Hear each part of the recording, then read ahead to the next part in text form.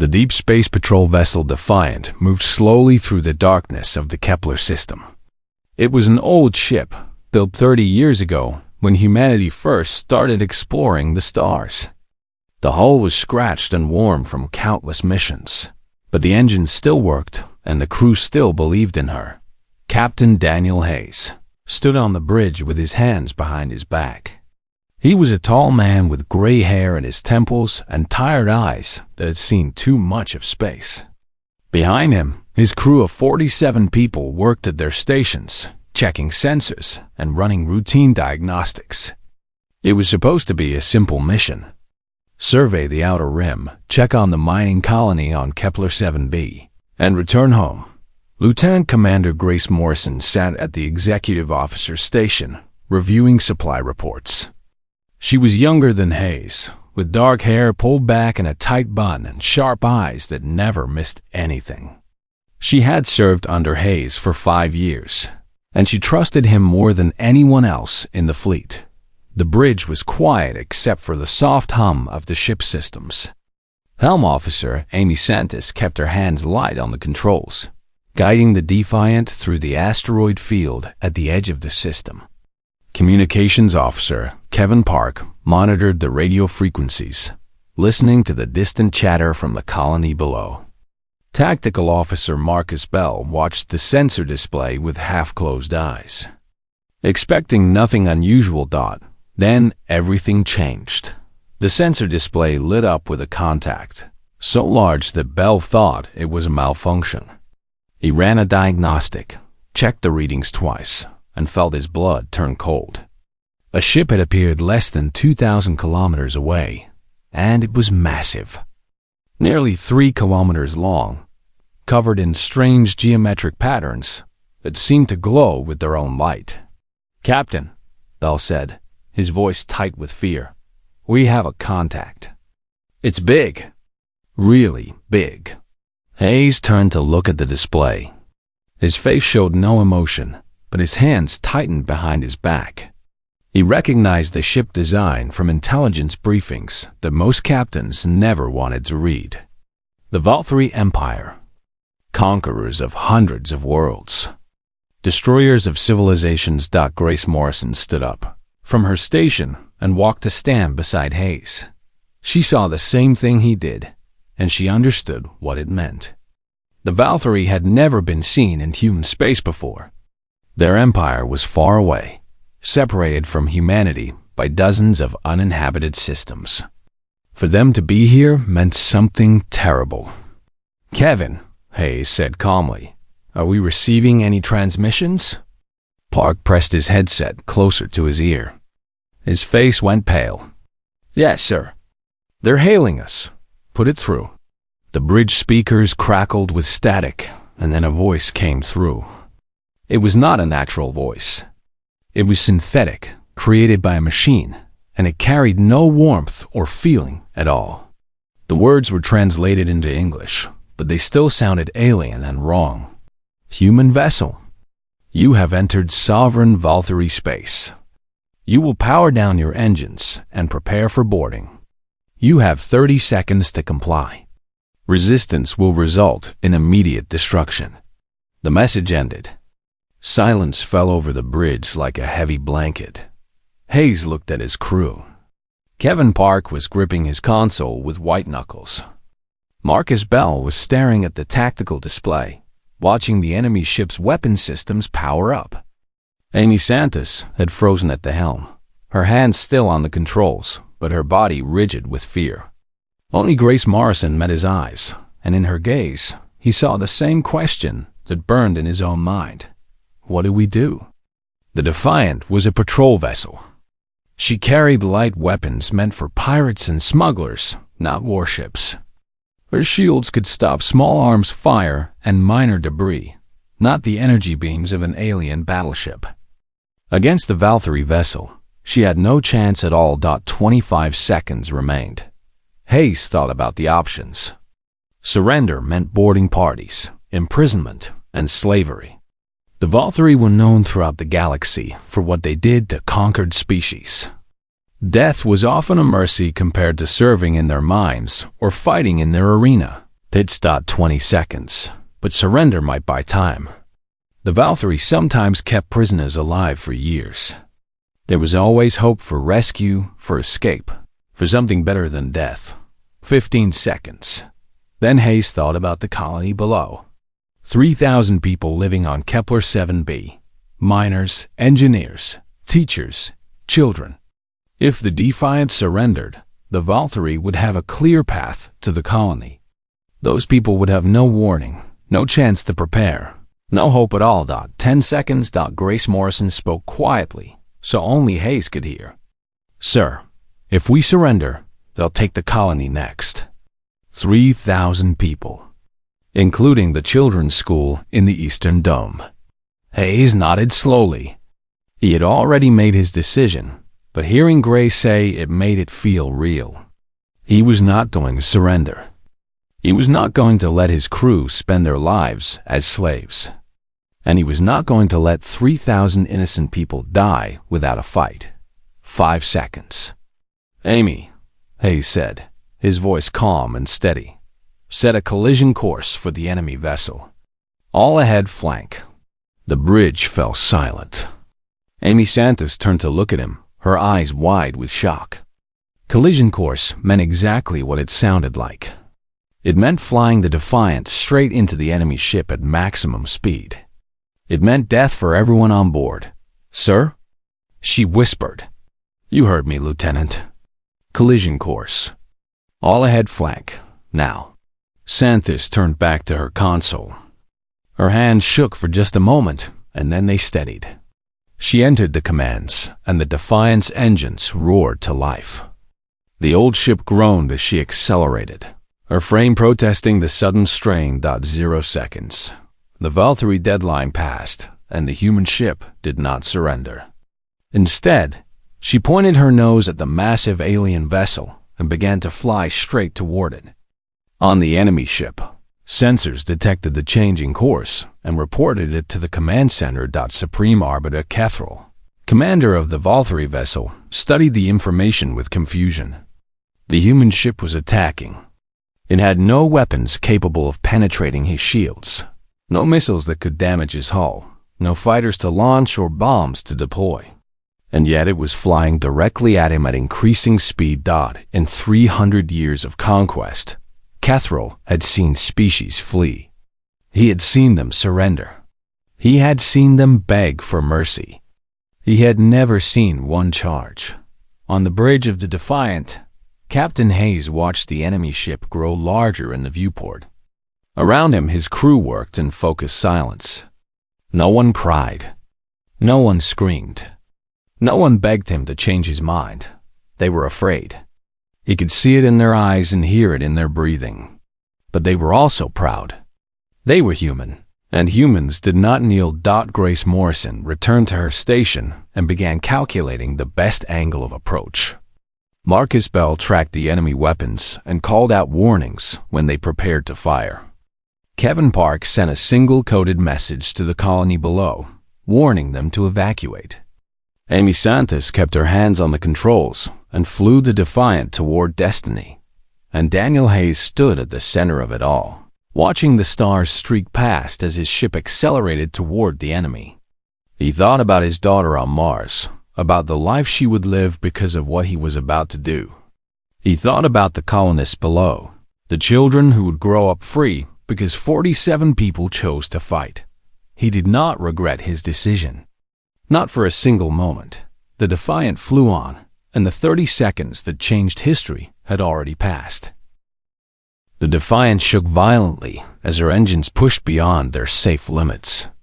Warning lights flashed across every console on the bridge, painting the crew's faces in alternating red and yellow.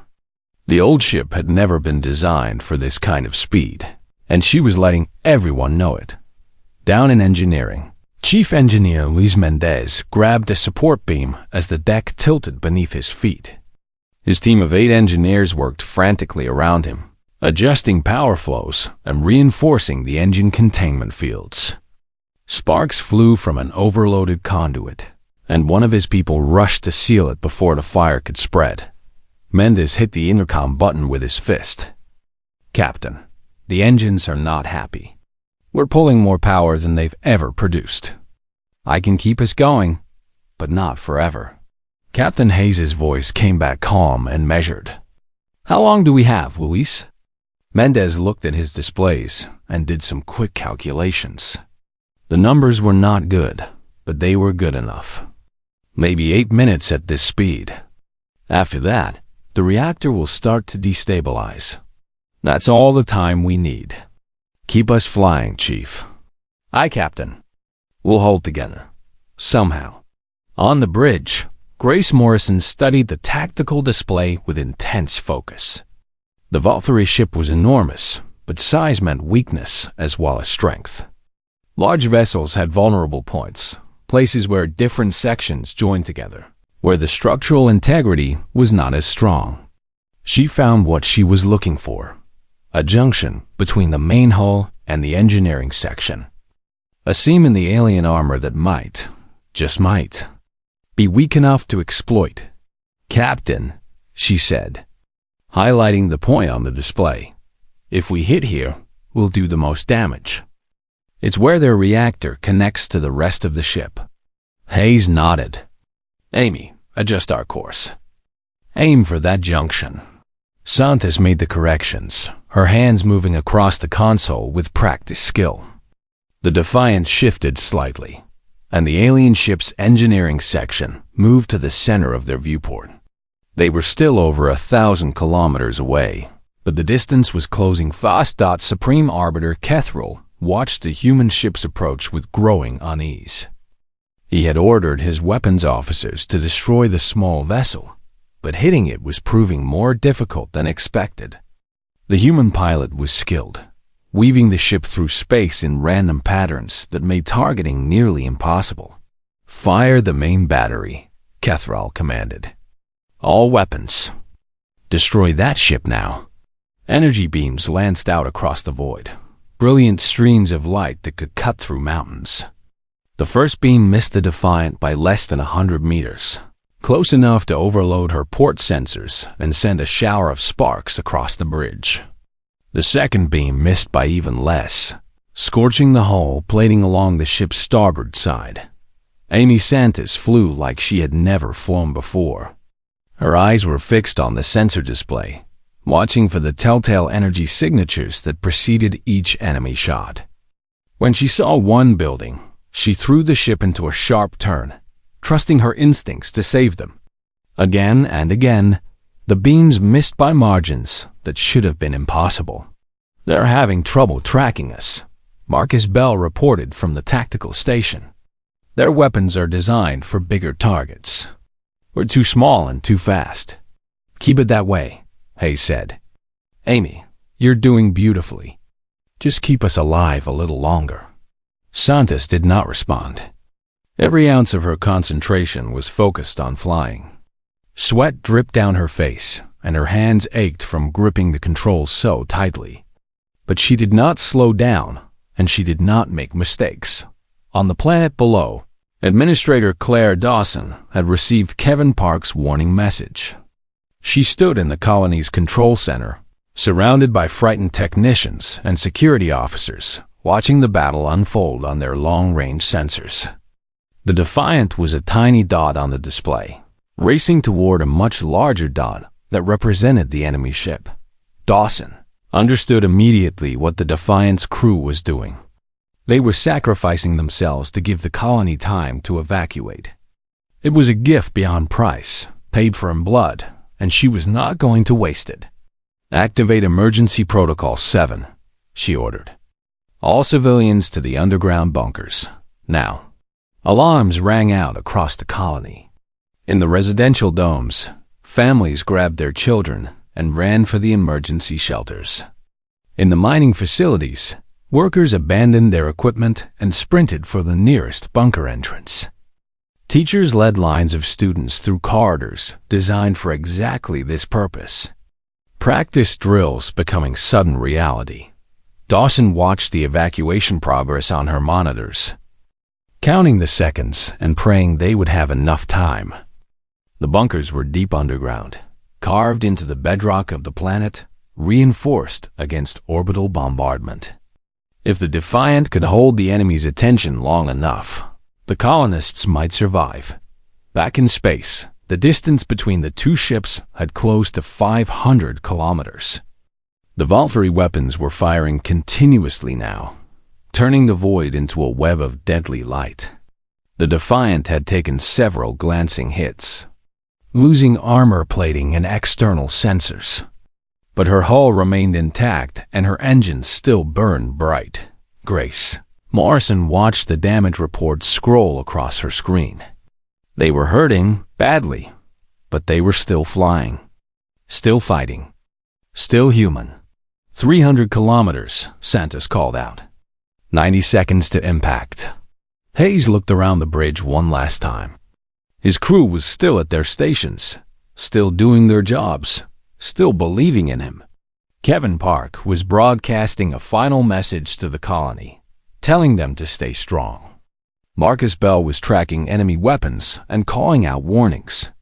Grace Morrison was refining the targeting solution, making sure they would hit exactly where they needed to dot, and Amy Santos was flying them toward death with the same skill she had shown in every mission, every patrol, every moment of her career.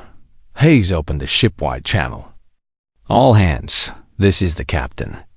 In about 90 seconds, we're going to hit that alien ship.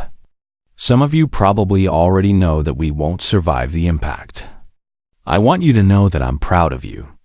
Every single one of you. You could have asked me to surrender. You could have run for the escape pods. But you stayed. You fought. You proved what it means to be human. He paused, gathering his thoughts for the final words he would ever speak to his crew. The colony below has 3,000 people.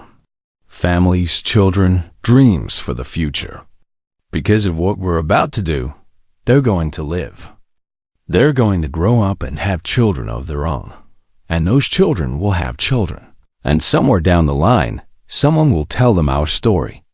They'll know that we were here. That we fought. That we didn't give up. Another beam struck the Defiant, tearing a hole in the lower hull. The ship shuddered, but kept flying. 200 kilometers, Santos reported. 60 seconds. Cathro felt something cold spreading through his body. The human ship was still coming. His weapons were hitting it now, tearing pieces off its hull, and still it came. The small vessel was wounded, burning, dying, and still it flew straight toward him without any sign of slowing down. He tried one last time to destroy it completely. He ordered every weapon on his ship to fire at once. A concentrated barrage that should have vaporized the human vessel in an instant. But Santos saw it coming, felt it in her pilot's instincts, and threw the Defiant into a corkscrew maneuver that carried her through the barrage with only minor damage. 100 kilometers, she said. 30 seconds. On the bridge, Grace Morrison reached over and took Kevin Park's hand. He looked at her with surprise, then understanding, and squeezed her fingers gently. Marcus Bell closed his eyes for a moment, thinking of his mother back on Earth. Luis Mendez, down in engineering, gathered his team around him and told them they were the best engineers he had ever served with. Captain Daniel Hayes stood at the center of his bridge, watching the enemy ship fill the viewport, and smiled. "It's been an honor," he said quietly. Then the Defiant struck home, and the stars themselves seemed to hold their breath. The Defiant hit the Valkyrie vessel at the exact point Grace Morrison had calculated. The patrol ship was traveling at tremendous speed, her engines having pushed her faster than any ship of her class had ever traveled before. When she struck the junction between the alien ship's main hull and engineering section, all of that speed became energy. Pure, devastating, unstoppable energy. The Defiant crumpled on impact, her bow folding inward like paper crushed by a giant hand. The bridge was destroyed in the first microsecond. Captain Hayes and his command crew gone before their minds could even register what was happening. The rest of the ship followed, compartment after compartment collapsing as the vessel drove deeper into the alien holdout. But the laws of physics do not care about armor or shields or superior technology. The Valkyrie vessel was designed to stop energy weapons and guided missiles. Its defensive systems were the most advanced in the galaxy, capable of adapting to any attack pattern known to exist. Those systems had never been designed to stop a solid mass traveling at a significant fraction of light speed. The kinetic energy released in the impact was equivalent to a small nuclear explosion. It punched through the alien armor like a fist through wet paper, sending shockwaves rippling through the massive vessel structure. The engineering section, which housed the ship's main reactor, took the brunt of the blow. Supreme Arbiter Cathrall had exactly 4 seconds to understand what was happening.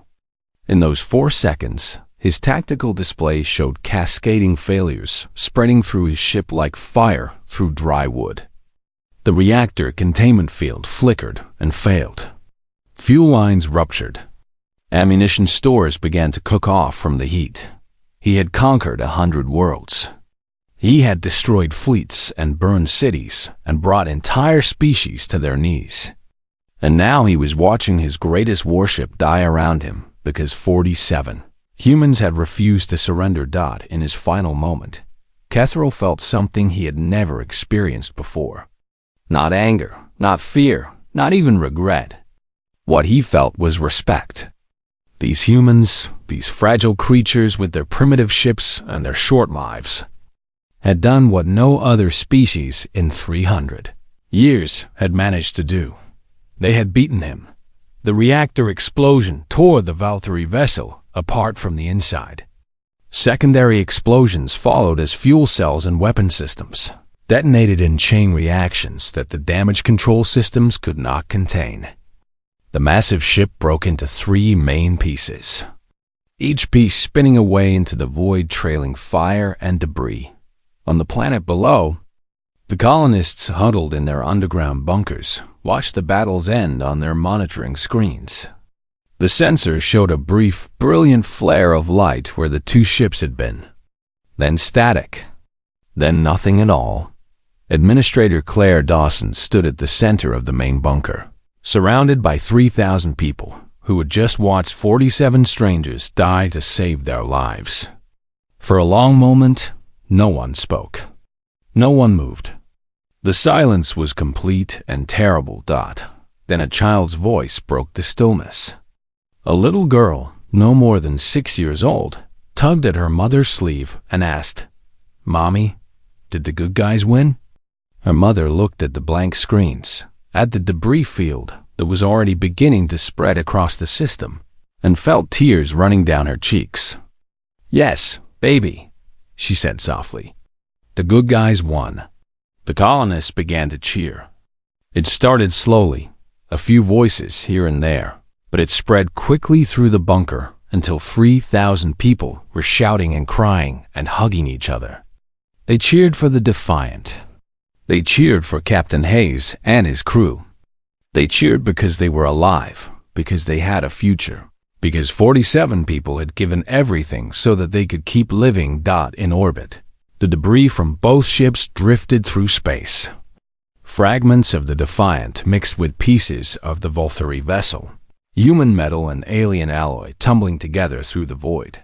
Some of the larger pieces would eventually fall into the planet's atmosphere and burn up. Others would drift forever, silent monuments to what had happened here. Among the debris, rescue beacons activated automatically. These were emergency devices installed on all human ships, designed to help search teams locate survivors after a battle. There were no survivors to find, but the beacons did not know that. They simply did their job, broadcasting their signals into the darkness, calling for help that would never arrive in time. The signals reached the colony within minutes. Dawson ordered a salvage team to prepare for launch as soon as it was safe. They would recover what they could, honor the dead as best they could, and document everything for the official records. But before any of that could happen, the signals also reached another destination. A communications relay at the edge of the system picked up the emergency broadcasts and forwarded them to the nearest human outpost.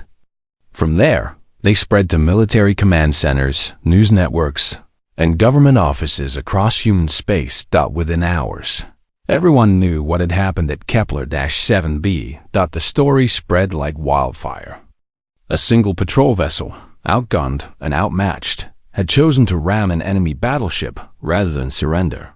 47 crew members had given their lives to protect a mining colony they had never visited, filled with people they had never met. And they had succeeded. Against all odds, against all logic, against the most powerful warship in the known galaxy, they had succeeded. On Earth, the United Human Coalition called an emergency meeting. Military leaders argued about the implications of the Valkyrie presence in human space. Politicians debated how to respond to what was clearly an act of aggression. Scientists demanded access to the debris field, hoping to study the alien technology. But ordinary people did not care about politics or science. They cared about the story. They cared about Captain Daniel Hayes and Lieutenant Commander Grace Morrison and Lieutenant Amy Santos and all the others whose names were being read aloud on news broadcasts around the world. They cared about courage and sacrifice and the simple human refusal to give up. Memorials appeared almost overnight.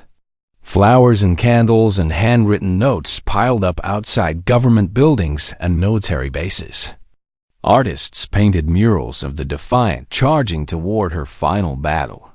Musicians wrote songs about the 47 who would not kneel. Children played games where they pretended to be brave starship captains facing impossible odds. And on Kepler-7b, Administrator Dawson began planning something more permanent. A statue, she decided. Something that would stand in the colony's central plaza for as long as the colony existed. Something that would remind future generations of what had happened here, of the price that was paid for their freedom. She worked with the colony's artists to design it. 47 figures standing together, facing an unseen enemy, their expressions determined and unafraid. At the base, she wrote the inscription herself, choosing words that she hoped would capture the essence of what the Defiant's crew had done. They gave us 30 seconds. We gave them eternity. It was not enough. Nothing could ever be enough. But it was a start. The debris field continued to drift through space, slowly spreading across millions of kilometers. Recovery teams eventually reached it and began the sad work of collecting what remained. They found pieces of the Defiant's hull, scorched and twisted, but still bearing the ship's name. They found personal effects. Photographs, letters, a child's drawing that someone had kept in their locker. They found fragments of the Valkyrie vessel, alien technology that human scientists would study for years. And they found something else. In the wreckage of the Defiant's bridge, protected by a reinforced case that had somehow survived the impact, they found the ship's log. Captain Hayes' final recording, made in the seconds before the collision, preserved for posterity. This is Captain Daniel Hayes of the patrol vessel Defiant. If you're hearing this, we didn't make it. But I hope the colony did. I hope those 3,000 people are safe in their bunkers, waiting for the all clear. I hope they have long lives and happy families, and never have to face what we face today. A pause in the recording, then Hayes' voice continued, stronger now. To whoever finds this, we were not special. We were just people, doing our jobs, trying to protect the ones who couldn't protect themselves. Anyone would have done what we did. Any human, faced with the same choice, would have made the same decision. That's who we are.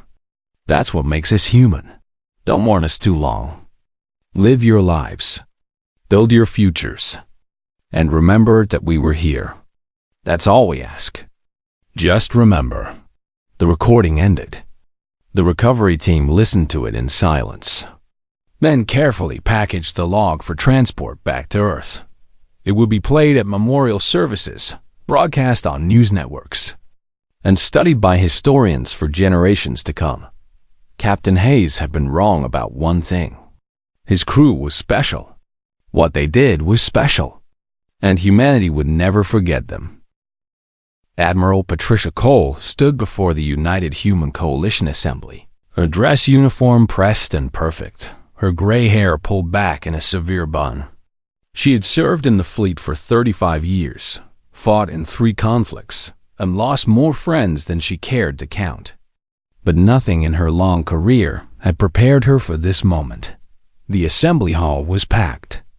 Every seat was filled, and more people stood along the walls, waiting to hear what the military's highest-ranking officer had to say. Screens behind her showed images from Kepler 7b, the debris field, the damaged Valkyrie vessel, the faces of the Defiant's crew. "Ladies and gentlemen," Cole began, her voice carrying easily through the silent room. 6 months ago, Captain Daniel Hayes and 47 crew members faced an impossible choice. They could surrender to a superior enemy and save their own lives, or they could fight and likely die. We all know what choice they made. She paused, letting the weight of her words settle over the audience. What we did not know until recently was just how significant that choice would be. Our scientists have been studying the debris from the Valkyrie vessel. What they have found changes everything we thought we knew about our enemy. Behind her, the screens changed to show diagrams of Valkyrie shield technology. Cole stepped aside so the audience could see clearly. The Valkyrie shields are the most advanced defensive systems in the known galaxy. They can stop energy weapons of any kind. They can intercept guided missiles, drones, and torpedoes. They can adapt to almost any attack pattern we could devise. For 300 years, no species has been able to penetrate them. She turned back to face the assembly. But they have one weakness. They cannot stop unguided physical mass. The shields are designed to recognize and deflect attacks, but they interpret random debris and solid objects as harmless. Captain Hayes had no way of knowing this. He made his charge based on instinct, on desperation, on pure human stubbornness. And he hit upon the one vulnerability in the most sophisticated defense technology ever created. Murmurs rippled through the audience. Cole waited for them to quiet before continuing. Our scientists, led by Dr. Nathan Cross at the Mars Research Institute, have developed new weapons based on this discovery. Kinetic accelerators, mass drivers, projectile systems that fire dense metal slugs at enormous speeds. These weapons are simple, almost primitive compared to our energy systems, but they can penetrate Valkyrie shields. The screens showed the new weapons: long railgun barrels mounted on ship hulls, ammunition magazines filled with tungsten projectiles, firing systems designed for maximum rate of fire. We have begun retrofitting our fleet with these weapons.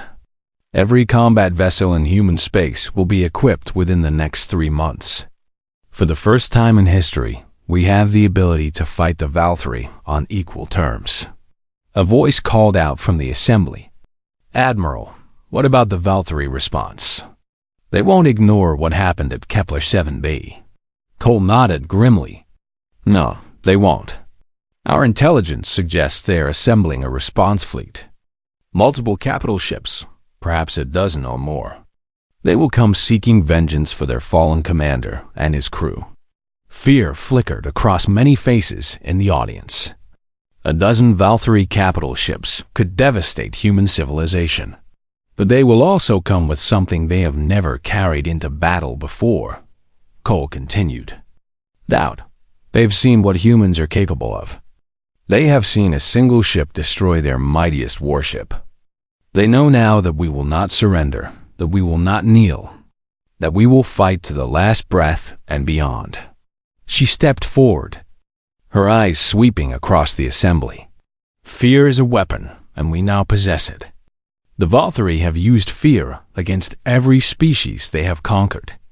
They expected us to cower, to beg, to submit. Instead, we showed them what happens when you push humanity too far. We showed them that we would rather die standing than live on our knees. The assembly erupted in applause. Cole waited for it to die down before speaking again. There is more work to be done. We need more ships, more weapons, more trained personnel.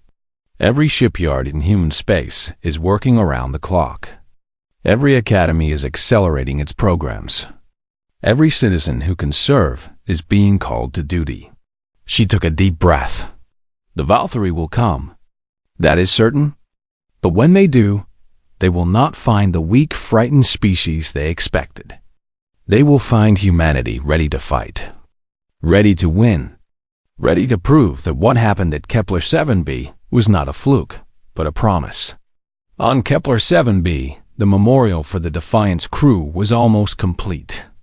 Administrator Claire Dawson stood in the central plaza, watching workers put the finishing touches on the statue. 47 bronze figures stood in a circle, facing outward, their expressions determined and proud. The colony had changed in the 6 months since the battle. What had been a small mining outpost was now a symbol of human resistance. Volunteers had flooded in from across human space, wanting to live on the world that the Defiant had died to protect. New domes were being constructed, new facilities built, new homes established. A young man approached Dawson. He was barely 20 years old, with the eager eyes of someone who had just arrived from Earth. Administrator? I'm part of the new engineering team. I wanted to ask about the memorial. Dawson smiled warmly. What would you like to know? The inscription at the base. They gave us 30 seconds. We gave them eternity. What does it mean exactly? Dawson looked at the statue, at the bronze faces that would stand here long after she was gone. The Valkyrie gave Captain Hayes 30 seconds to surrender. He didn't take them. Instead, he gave us something that will last forever. The knowledge that we can win. The belief that we don't have to be afraid. That's eternity. The young man nodded slowly, understanding dawning on his face. Is it true that people leave flowers here every day? Every single day, Dawson confirmed. People from the colony, visitors from other worlds, military personnel on leave. They come to pay their respects, to remember what happened here, to draw strength from the example that was set. She reached out and touched the base of the nearest bronze figure. It was Grace Morrison, her face turned toward the stars, her expression calm and resolute. These people were not heroes when they woke up that morning, Dawson said softly. They were just doing their jobs, running a routine patrol, probably thinking about what they would have for dinner. Then everything changed and they had to make a choice. They chose to be brave. They chose to sacrifice themselves for strangers they would never meet. That's what makes them heroes. Not that they were special, but that they were ordinary people who did something extraordinary. Across human space, preparations for war continued. Shipyards worked day and night, building new vessels and retrofitting old ones. Factories produced weapons and ammunition in quantities not seen since humanity's first conflicts. Training academies processed thousands of new recruits, teaching them to fight, to fly, to serve. But it was not just the military that prepared. Ordinary citizens found ways to contribute. Scientists worked on new technologies. Engineers improved existing systems. Doctors trained for mass casualty events. Teachers explained to their students why the struggle was worth fighting. And everywhere, people told the story of the Defiant. Parents told their children. Friends told friends. Strangers bonded over shared knowledge of what had happened at Kepler 7b. The story became a rallying cry, a source of strength, a reminder of what humanity could accomplish when pushed to the limit. Admiral Cole gave interviews, appeared at rallies, and visited shipyards to inspect the new fleet. She knew the Valkyrie were coming, and she knew the battle would be unlike anything humanity had ever faced. But she also knew something else.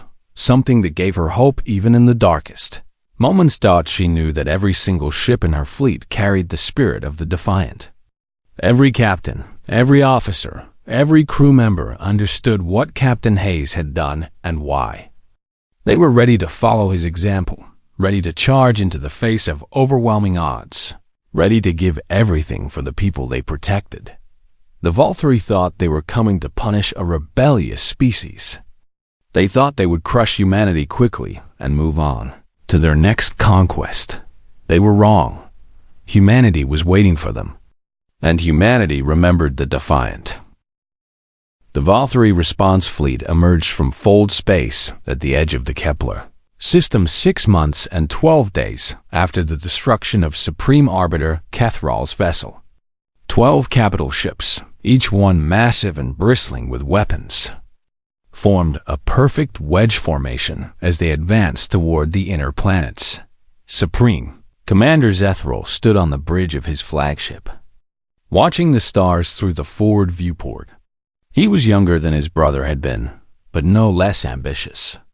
The High Council had given him command of the largest fleet ever assembled against a single enemy, with orders to make an example of the humans that the rest of the galaxy would never forget. He had studied the recordings of his brother's final battle countless times. He had analyzed every aspect of the human attack, looking for weaknesses and patterns. He would not underestimate these creatures as Kethral had done. Supreme Commander, his tactical officer, reported, "We are detecting multiple contacts throughout the system. Human vessels. How many? Initial count is over 300. They appear to be hiding behind moons and in asteroid fields." Zethral felt a flicker of surprise, but did not let it show on his face. 300 ships was far more than intelligence had predicted. The humans had been busy during the past 6 months. "It does not matter," he said confidently. "Our 12 ships carry enough firepower to destroy 10 times that number. Order the fleet to advance." The Valkyrie formation moved deeper into the system, their weapons charged and ready. Zethral expected the humans to flee or attempt to negotiate. Every species in the galaxy knew that fighting the Valkyrie directly was suicide, but the humans did not flee. As the Valkyrie fleet approached, the human ships began to emerge from their hiding places. They formed into groups of 15 to 20 vessels, spreading out across a wide front. And then they began to accelerate toward the Valkyrie fleet. Zethral watched the tactical display with growing concern. The human ships were not forming defensive lines. They were not preparing to run. They were charging directly at his fleet, just as that single patrol vessel had charged at his brother's ship 6 months ago. "All ships, open fire," he commanded. "Destroy them before they can close the distance." Energy beams lanced out across the void, brilliant streams of light designed to vaporize enemy vessels. The Valkyrie gunners were well-trained, and their first volley destroyed a dozen human ships in seconds, but the others kept coming. On the bridge of the Defiant II, Admiral Patricia Cole stood at the center of organized chaos. Her carrier was the largest vessel in the human fleet, serving as the command ship for the entire operation. Around her, officers coordinated the movements of over 300 vessels, directing the battle like conductors leading an orchestra. "First wave is engaging," her tactical officer reported. "We've lost 14 ships, but the remaining vessels have closed to weapons range." Cole nodded grimly. She had known there would be losses. The Valkyrie were powerful, and even with their new weapons, the humans were outmatched ship for ship. But they had numbers on their side, and they had something else that the Valkyrie could not match. They had will. "Signal all ships," Cole ordered. "Remember the Defiant. Commence attack." The human fleet opened fire with their new kinetic weapons. Mass drivers hurled tungsten projectiles at speeds that turned simple metal slugs into instruments of destruction. The projectiles crossed the distance between the fleets in heartbeats, striking Valkyrie shields that had never been designed to stop them. Zethral watched in disbelief as the first of his capital ships reported shield failures. The human projectiles were punching through defenses that had stopped every weapon in the galaxy. His tactical display showed cascading damage across his entire fleet. Systems failing, hull breaches spreading, crew members dying. How is this possible? He demanded. Our shields should be impervious. His science officer ran frantic calculations. The projectiles are unguided, Supreme Commander. Solid mass with no electronic signature. Our shields interpret them as debris and do not fully engage. The same weakness that had killed his brother. The same simple truth that the humans had discovered through sacrifice and desperation. The mighty Valkyrie Empire, with all its advanced technology, could be beaten by throwing rocks. The battle raged for hours. Human ships died by the dozens, their hulls torn apart by Valkyrie energy weapons. But for every human ship that fell, another took its place, continuing the attack without pause or mercy. And the kinetic projectiles kept coming, hammering the Valkyrie shields until they collapsed. Then tearing through the exposed hulls beneath. One Valkyrie capital ship exploded, then another, then a third. Zethral ordered his fleet to fall back, to create distance so their superior range could be brought to bear. But the humans followed, pressing the attack with a ferocity that bordered on madness. They won't stop, his tactical officer said, fear evident in his voice. No matter how many we destroy, they keep coming. Zethral thought of his brother's final recording, the last words Kethral had spoken before his ship was destroyed. The human commander had refused to surrender even when given the chance, even when offered negotiations. The humans had simply kept coming, accepting death rather than defeat. 5 hours after the battle began, it was over. 9 Valkyrie capital ships had been destroyed, their debris joining the remains of the original vessel still drifting through the system. 2 ships had been captured when their crews surrendered rather than face certain death. Only Zethral's flagship remained combat capable, and it was badly damaged.